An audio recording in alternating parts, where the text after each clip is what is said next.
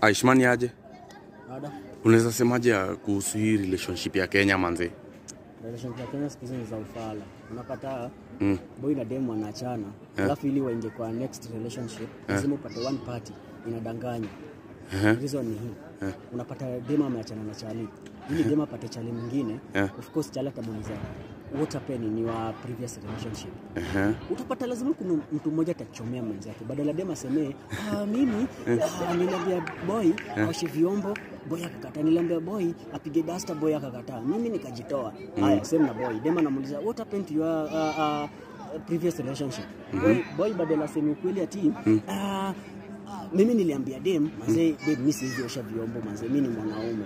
Nikaona nijitoe. Utapata mwingine anadanganya, anasema sijui alikuwa na cheat, sijui nini. So siku hizi relationship za Kenya ni uongo, vitasisaidii, scam. Eli mtu akae tu single. Better single manze. Better single. Jijenge kiwewe. Jijenge, tafuta pesa bwana. Ama tafute maskini ukae nayo. Kweli. Shukran.